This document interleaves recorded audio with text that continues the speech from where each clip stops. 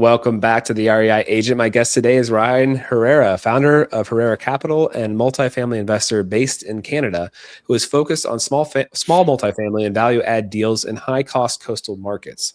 Ryan has built his investing practice in one of the most competitive, capital-intensive markets in the country, where the underwriting disciplines required to make the numbers work is a different game entirely from that what most operators face in secondary markets.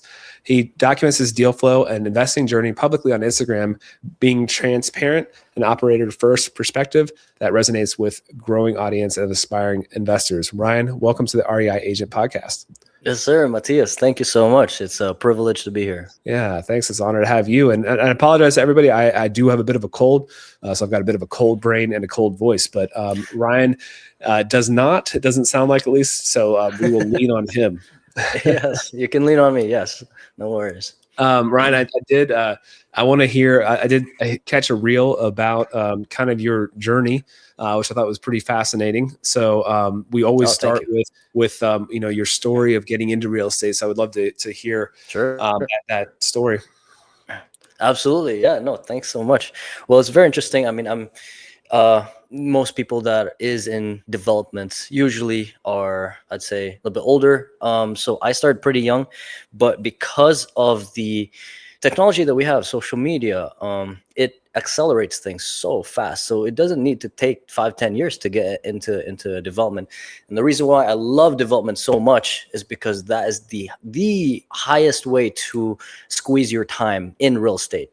I know I'm talking to a lot of realtors here, so I'm super excited. But yeah, my story is I was born in the Philippines, third world country. You know, we're operating on island time. Everyone's pretty just content with life. And I was playing a lot of soccer. I was just hanging out. But then we moved to North America when I was 16 years old. And right away, I understood I got to make money. So I got started in a painting business. So I was highly unemployable. I could not hold down a job. McDonald's, soccer referee, dishwasher. That's it. I had 3 jobs, could not hold them down. So right away, I knocked on doors. I was knocking on doors from 5 till 9 p.m. as a painter, just looking for houses to paint. And a lot of people slammed the door in my face. They're like, no way am I letting this kid, paint my house. But slowly but surely, I was 17, 18 at that point. Yeah. And was it just you that was painting? Like it was just me. It was just me. Yeah. I opened up a sole proprietorship. And that's it, hitting the doors, knocking on 50 to 80 doors a day. Wow. Yeah. So did you get better at it? Did some momentum come from there then? Yeah, I definitely did. Yeah, I definitely got better as time went on. But I started booking jobs. So I started painting decks, painting houses. And the revenue was like $500, $2K, $3K, $1K, $25. So it ranged around those. And that's how I got my start in entrepreneurship and kept doing that. And, I don't know if you have more questions, but there's more to that, obviously. Yeah, no, it's awesome. I think, it is interesting to hear different people's stories. I think oftentimes there is a fire in immigrants, depending on their background, where they came from, all that kind of stuff and I don't know if it's necessarily, I don't know where it comes from necessarily. I don't know if it's partly from the motivation that it takes to go to a different country, because it's not easy to leave your home. But I think also, like in the United States, which I would assume is similar to Canada, there are a lot of opportunities. And I think maybe coming from an area where you may not have seen as much abundant opportunities, I don't know if that's true for you or not. It is true. Yeah. That it almost, like, I could see a perspective of an immigrant, like why are these locals like not fired up about this? Why are they not taking advantage of what opportunities are on? You know what I mean? Like, you're kind of jaded, maybe. And that's okay. I completely respect I don't see success as just monetary. I think success is, family and just contentment. And so it's completely fine. But I do agree. Perhaps when I came here, I saw, wow, I can be an entrepreneur for nothing, just start out of nothing. And so that started a big fire in me. And I mean, now the company's grown pretty fast. But yeah, So it's you, been when awesome. did you start hiring painters? Then along the way, I or start I started hiring painters that were like twice my age, and it was super awesome, just so fun. I'd bring them McDonald's and just food all the time. It'd be so fun. Um, and it got to a point where the margins were getting squeezed. Lots of people coming into the game, so I had to like lower my pricing. So that was getting a little tough. So I started to scale into other stuff, flooring, drywall, because people were saying, "Hey, you did such good work for the painting. Can you do my flooring? Can you do my?" So I said, "Yes, yes, yes," and scaled that. I was okay. doing maybe six figures revenue, nothing crazy. Through that, I got super distracted, and I actually got into just a lot of mischievous, just a lot of time wasting activities. So did a lot of drugs, a lot of stuff like that, and so Oh. that derailed my entire career for Mm, 5-6 years. So that was okay. not good. So I was just partying and doing drugs. So that was my downfall. Oh man. Mhm. Well, what got you out of it? Well, honestly, my faith, and I mean, I'm not trying to push religion at anyone, but like I discovered Christ and God, and that completely just changed my life overnight. It was just insane. That's a whole story. But I think just the humility to say, "Hey, I am not the king of myself. There's a higher power," and I submitted to that, and I was on the straight and narrow.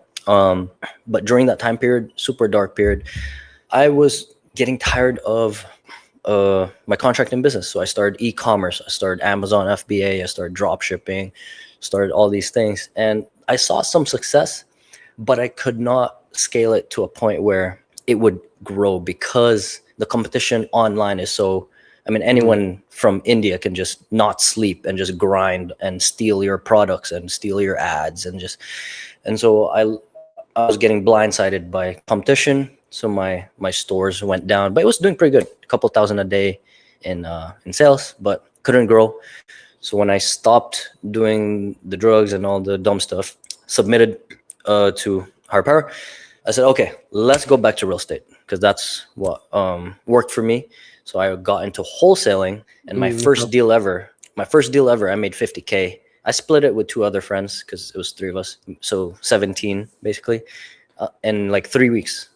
I said, this is it. If I did this in painting, $17,000 profit would be like a 50K job, a 50K revenue.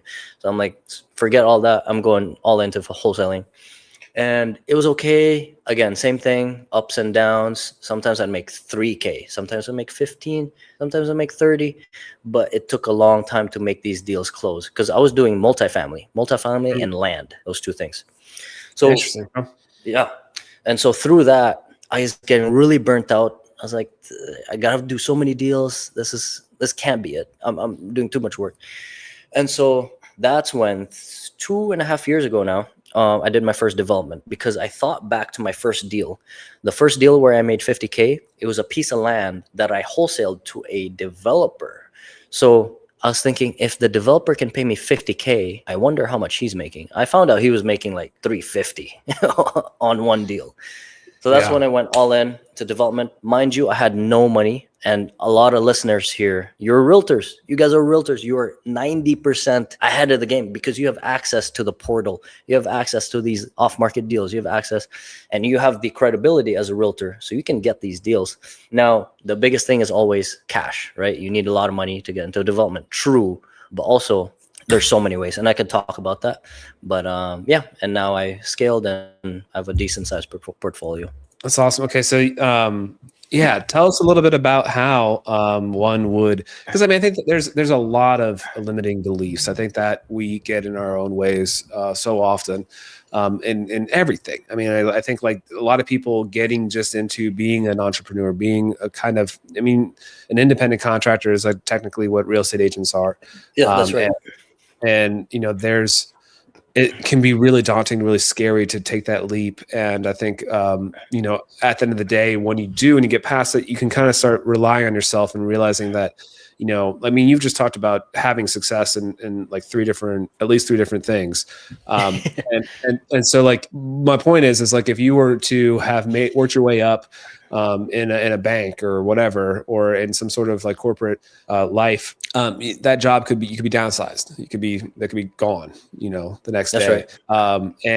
And now like that could be really daunting. Like, sure, you could maybe get another job, but you have probably in you the confidence that you could turn around and build a different kind of business if you really needed to. Push come to shove. And I think, they're the limiting beliefs that come that when we put on ourselves, they're just limiting. They're not really based in a lot of truth. And Yep. all that to say is money and investing is often one of the things that people feel like they don't have enough of, that they need, like only rich people can, buy real estate or whatever, or develop. So tell us a little bit about that. Yeah, absolutely. I'm so glad that you brought limiting beliefs, because that's the biggest thing I see people stopping themselves from being successful. And I mean, there's many facets to this, but at the end of the day, if you think you can't do it because you need experience, well, how are you going to get experience if you don't do it? Chicken and an egg thing. You think you need money? Well, how do you get money unless you develop? Because that's how you make six figures in your bank profit off of one deal. I have one student where I consult people too on how to do this. I have one student, he joined my program 41 days ago, and he just closed on a piece of land last week, and he's looking at $350,000 profit in Houston, Texas, in a gated community. 350 off of one deal, and he's blown away.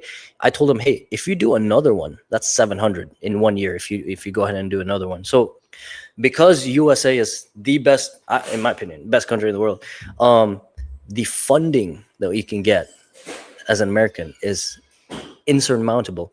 I mean, hey, look, sure, you need good credit score, but that can be repaired, that can be fixed.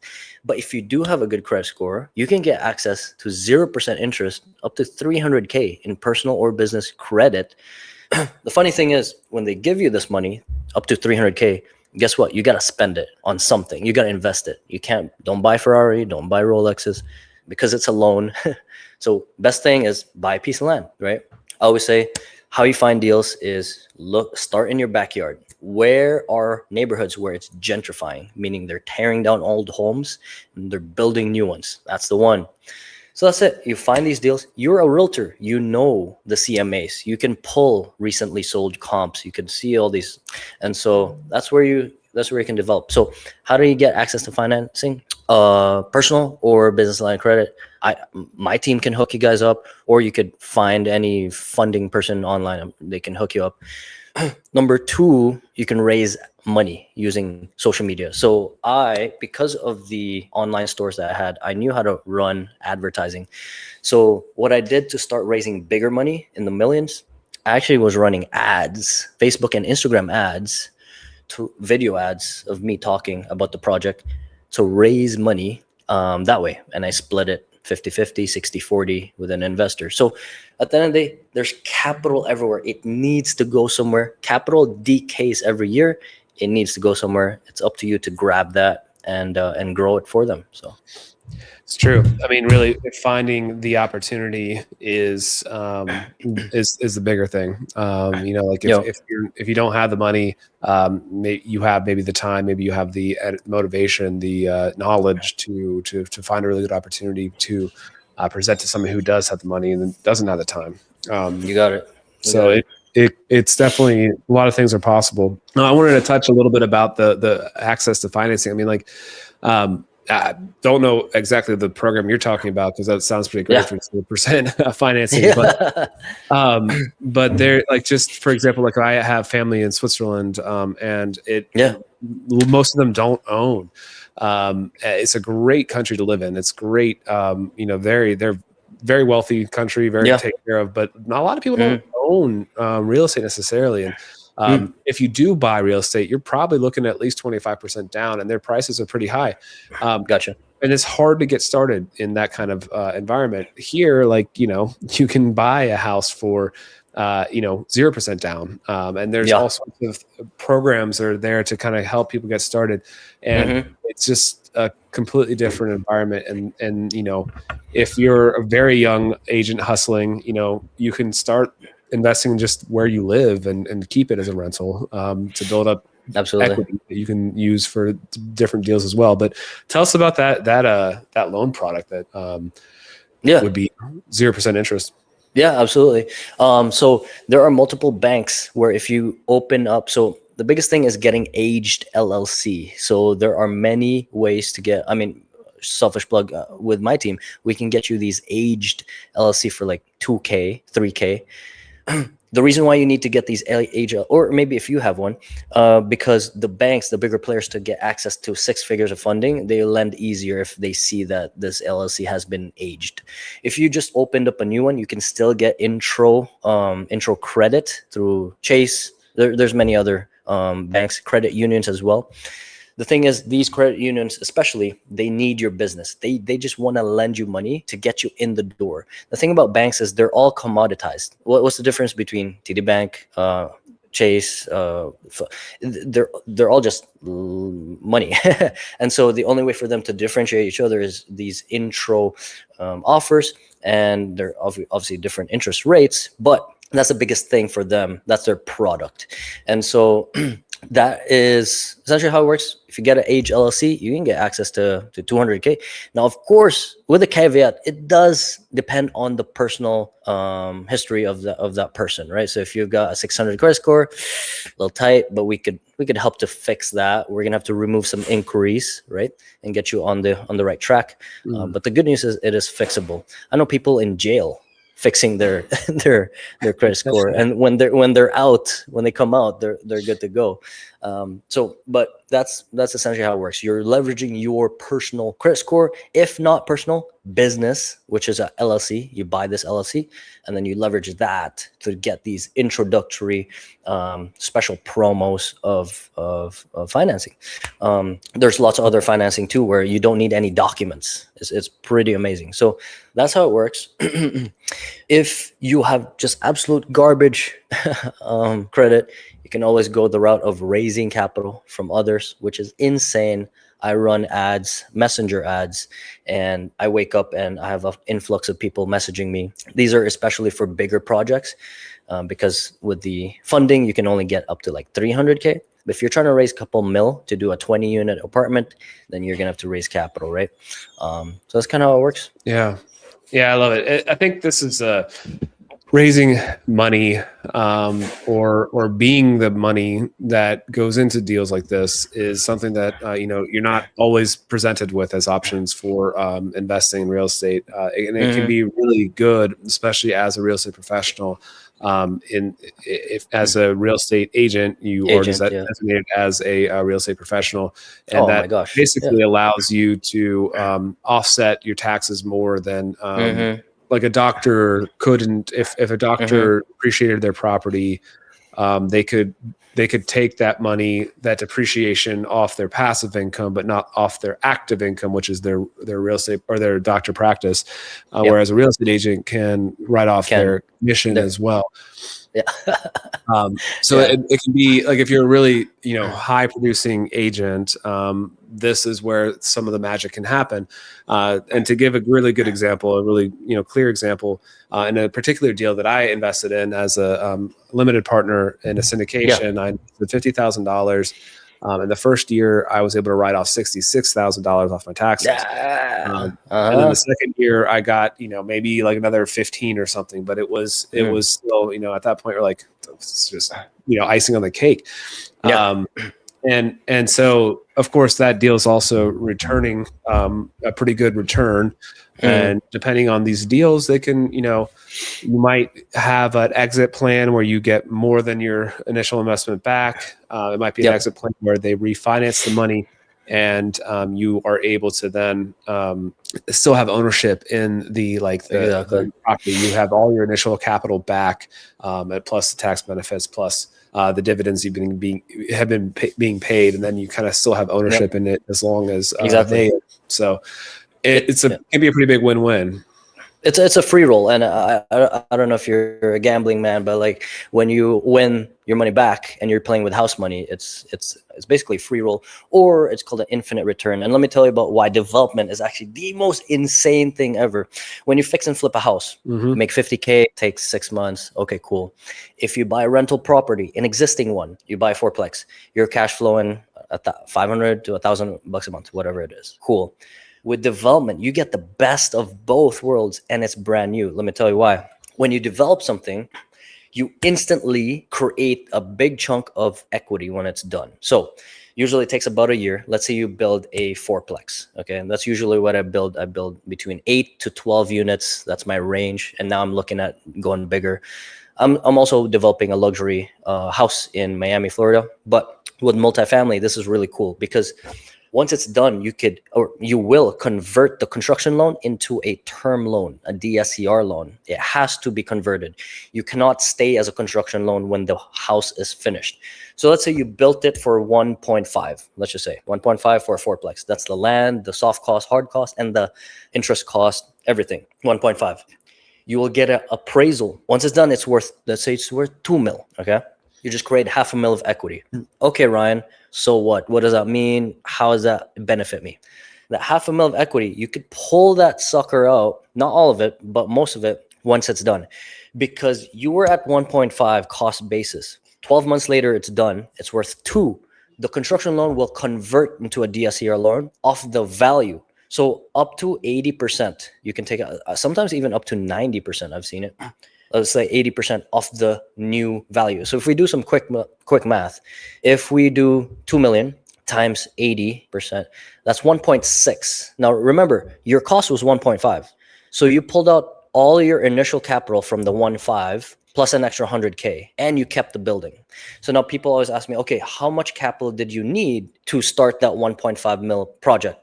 I have lenders that'll lend us up to 90%, sometimes even 95%, but let's just say 90% loan to cost. So meaning off a 1.5 mil project, you only need 10%, which obviously we all know math, what that is. That's 150K. I just told you guys that you can get up to 200, 300K off of business line of credit, or you could raise the capital, whatever you want to do. But you only need 150 to do a 1.5 mil cost, which is worth 2 mil. Once you refinance off the 2, you get back 1.6. And remember, your 150 is inside this 1.5. So you get back your 150 plus another 100 because you're getting 1.6. And it's worth 2 mil, and you're cash flowing. And guess what? You're going to roll your now 250,000 into the next deal. That's kind of how multifamily development can scale so fast. And that's how I was able to scale super fast as well. That's awesome. And just one extra little point there is when you refinance, most people probably know that, but once we refinance that money, that $100,000 is not taxable. Tax free. And so that's huge. Obviously, yeah, that you can see how that snowballs. Smaller scale, doing the Burr method with instead of when you're flipping a house, you can then take all the capital out and do the kind of the same thing in theory. But that's like the numbers get bigger, more impressive. That everything kind of gets bigger when you go bigger, obviously. So it's awesome. And so then, are you typically doing like a cost seg on these new construction properties and able to start accelerating the depreciation as well to get extra tax benefits? Yep, absolutely. And to your point about, and the reason why I brought this up is because it's the best of both worlds of a Burr or a flip, because you get, and actually another thing, a little hack, a little tip is in this 1.5 cost. Okay, what you can do, and what I always do now, is you can add in what's called a developer fee inside this. So that depends on which lender you're working with. Sometimes they're a little stingy on how much they'll give you, but most of the time you can add 100K to the project. Depends on the size of project, but for a 2 mil project, you can. So now your cost basis is 1.6. But what that means is the extra 100K is cost to the project, but that's to you. You're paying yourself as like active. So you could build in another 100K. Now, when you pull out the capital, I guess it would kind of cancel out. But if there's enough room, depends what it actually appraises for, right? Exactly. If it's appraised for more, you could pull out even more and the point with the developer fee is instead, and a lot of people say this, okay, if I develop, I wait till the end to get money. I can't wait that long, Ryan. It's too long. Okay. With the developer fee, you're pulling that out every draw. So every time you call a draw, your 100K is segmented, batched off of these draws. So for example, you finish foundation, you call your bank, hey, I need 250K, I just finished foundation. In that 250, you have part of your 100K. So let's say it's 20K. So during the build, you're making money as if you were flipping or burring. And that's just one project. Yeah. You got it. Pays for your gas, pays for your food, pays for rent, whatever. Yeah. No, obviously you're not out there with the pouring the concrete, framing the properties up. How much work is it to like oversee? Yeah, I was just there today. So it's really, really interesting. I took a video. This is you can see it. I don't know if you could see. Yeah. So that's today, literally. And I think I have some videos here. Let's see if I have a video. Yeah, I took a video, this video here. But anyways, to answer your question, because I love development so much, because when you do a fix and flip, you can hire a project manager for a flip. You can. But what happens when you ordered the wrong size of windows and you got to replace them? What happens if someone stole lumber from your site and you got to, the margins are really thin. So you get you're forced to put in some sweat equity because you want to protect, you don't want to make 10K off a flip. You want to make sure you're making at least 30, hopefully 50 to 80, right? Off a flip.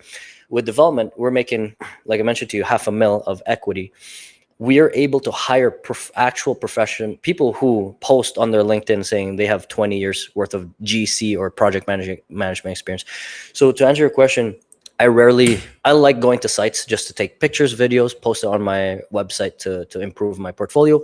But I don't know I can't tell you the difference between a 2x4 or 2x6. I can't tell you how they put on the piers or the piles for the foundation. I watched some YouTube videos on it to understand. It's really cool. They go down to the rock bed, 6 feet down, especially in Miami. You have to have that.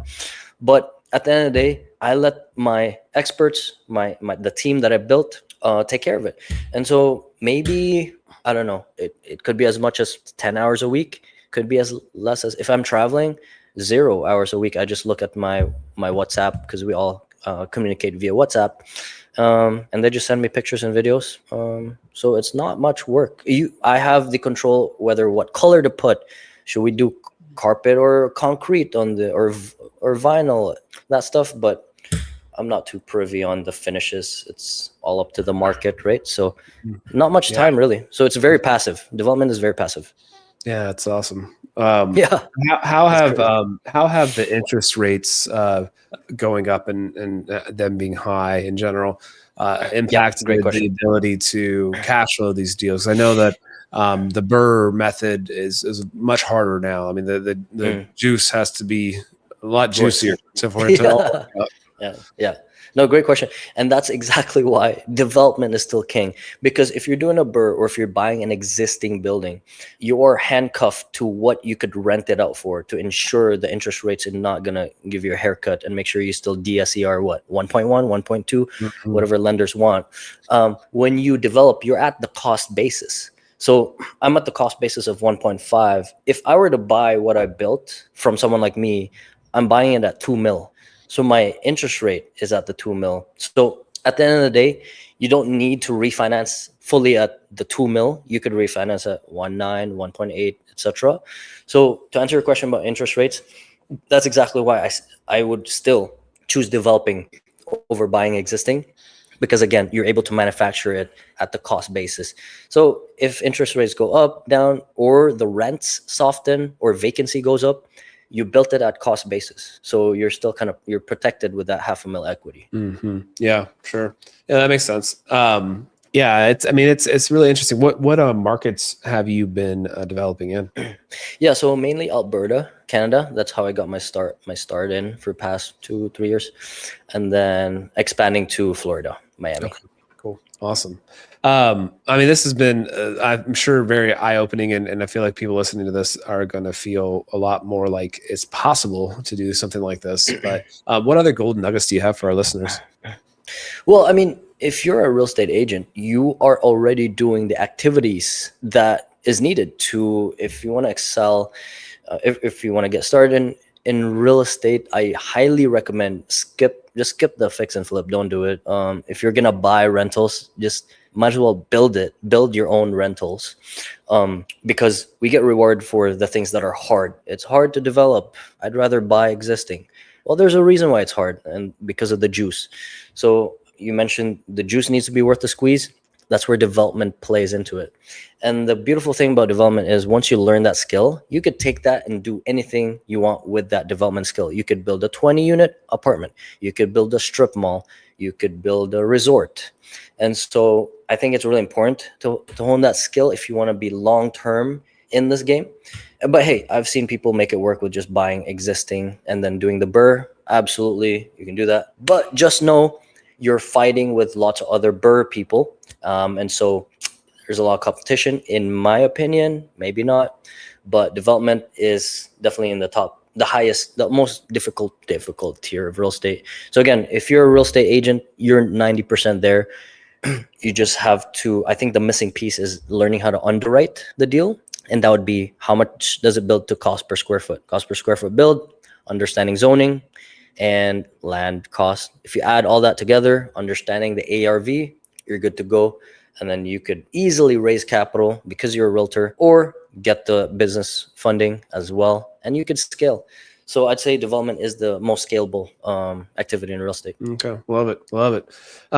What about a favorite book, a fundamental one that you think everybody should read, or just one that you're currently enjoying? Yeah, I really like. It's kind of not really real estate, but Alex Ramosi. Have you heard of Alex Ramosi? Yeah, Alex Ramosi's $100 million money models actually helps a lot in terms of negotiating deals with. So it's really interesting. I'll tell you the deal that I closed in Miami, Florida. So that deal is on the beach, 1.6 mil land. My build cost is $500 a square feet. I'm building a 3,075 square foot house, 2-story. When I sell it after a year and a half, it'll be worth around 1,600 square feet for the retail. Is crazy. And so the way I structured that deal, and I would attribute some of it to the book, but I was able to get my builder to put in cash in the deal. So he's putting in $50K for the earnest deposit. So I'm not putting in any deposit. He's putting it in. He's putting up $100K for the soft costs. That's the blueprints, the structural, soil test, engineering, architect, and the permits. So all that's $100K. So he's putting up 50K plus $100K. Now, I also negotiated 6 months to close on the land, meaning I don't have to pay up the down payment. You know how I did the math? You need 10% for to close the deal. I don't need to pay that until 6 months into the deal, which means I'm already finished my permits. And so I was able to 6 months to put up the 10%, which I have an investor for. So I'm putting no money. My builder's putting in 50K for the earnest, 100K for the soft cost. And so it was structured where quite literally I'm using none of my own money for this deal. And that's because I understood the underwriting game. But also, yes, the book, $100 million money models, essentially just says, make sure it's a win-win for everyone. That's kind of like the summary. It's a win for my builder because I'm giving him 15% ownership in the project, 15%. And then my investor's getting 50%. I'm getting the rest. So I'm not getting 100% of the profits, but I put in no money. So yeah, I love that book. Helps you think differently. 50% of zero money is right. Yeah. But what was the outcome here? Are you selling this then? It is it's a luxury. It's my first luxury house. I've only built multifamily, and so I wanted to try out luxury. So it's a sale. It'll be 5 mil exit. Total cost is like 3.5. Okay. Wow. Maybe 3.8. Yeah, that's awesome. Yeah, that'd be cool. So definitely, people could follow you on Instagram to see that some of that journey and see how that goes. Or I know that you share stuff on your social media. Where else can people find you? Yeah, absolutely. I've got YouTube. I've got Instagram. That's pretty much it. YouTube, Instagram. What's your handle there? Oh yeah, it's official Ryan Herrera, Herrera, and that's Filipino. with a Got little bit of Spanish, I guess. But yeah, it. I know we Right. talked about that. Yeah, yeah. Well, Ryan, thank you so much for being on the podcast. It's Yeah, been so talking to I you. want to ask you, Yeah. what's your long term goals, if you don't mind me asking? I'd love to learn more about that. Yeah. Well, so definitely looking to continue to grow in various ways. So build up the passive income while I continue to do the real estate sales, which I enjoy. And ultimately chasing that, freedom, that decision to choose what 16 hours a day I work, to stay engaged, to stay passionate, to continue to travel, enjoy life, Mm, stay healthy, keep the family first and foremost, and yeah, be happy. that's amazing. And you want to stay in your state there, or you looking to move? Yeah, Or it's been it's a pretty good area for us. We do really enjoy it. okay, yeah, the weather's good there. Yeah, yeah. I mean, we get seasons, so that's Okay, some people like that, some people don't. I think it's nice to have a little bit of everything, but nah, yeah, overall, I think it's a really good spot for us. that's amazing. And do you have a big family, or Three kind of? three kids. Yeah, Wow, yeah, wow, that's amazing. Congrats, that's beautiful. Um, yeah, so I mean, thank you. I really appreciate you and your time. Yeah, yeah. thank you. Well, Ryan, yeah, thanks again. Thanks so much for being on the show. Absolutely, thank you, Matias. Thanks for listening to the REI Agent. If you enjoyed this episode, hit subscribe to catch new shows every week. Visit reiagent.com for more content. Until next time, keep building the life you want. All content in this show is not investment advice or mental health therapy. It is intended for entertainment purposes only.